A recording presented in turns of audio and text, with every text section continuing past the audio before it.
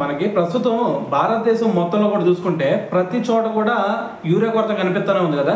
అయితే మరి దీంట్లో భాగంగా ఇప్పుడు ఆంధ్రప్రదేశ్కి అచ్చెన్నాయుడు గారు అయితే ఒక గుడ్ న్యూస్ తెలియజేశారని చెప్పాలి. అయితే మ్యాటర్ ఏంది భయ్యా అంటే ఏం లేదు, మనకి రేపు 18వ తారీఖు లోపు మొత్తం కూడా ఆంధ్రప్రదేశ్కి ఏకంగా 41,000 మెట్రిక్ టన్నుల యూరియా రాబోతుందని చెప్పేసి మరి రైతులందరూ కూడా ఒక గుడ్ న్యూస్ తెలియజేశారనమాట. అయితే మరి దీంట్లో భాగంగా మరి ఏ పోర్ట్ నుంచి ఎంతెంత యూరియా వస్తుంది అనే డౌట్లు కూడా మీకు రావచ్చు కదా. అయితే మరి 18వ తారీఖు లోపు మనకి కృష్ణపట్నం పోర్ట్ నుంచి చూసుకుంటే ఏకంగా 11,000 మెట్రిక్ టన్నుల యూరియా రాబోతుందని చెప్పేసి, దాని తర్వాత మరి కాకినాడ పోర్ట్ ఉంది కదా, అక్కడ నుంచి ఇంకొక 18,000 మెట్రిక్ టన్నులు రాబోతుందని చెప్పేసి, జైగఢ్ పోర్ట్ నుంచి వచ్చేసరికి ఏకంగా 8,000 మెట్రిక్ టన్నులు రాబోతుందని చెప్పేసి, దాని తర్వాత మంగళూరు పోర్ట్ ఉంది కదా, సో అక్కడ నుంచి వచ్చేసరికి 2,000 పైన మెట్రిక్ టన్నుల యూరియా రాబోతుందని చెప్పేసి మరి రాష్ట్ర ప్రజలందరూ కూడా ఒక గుడ్ న్యూస్ తెలియజేశారనమాట.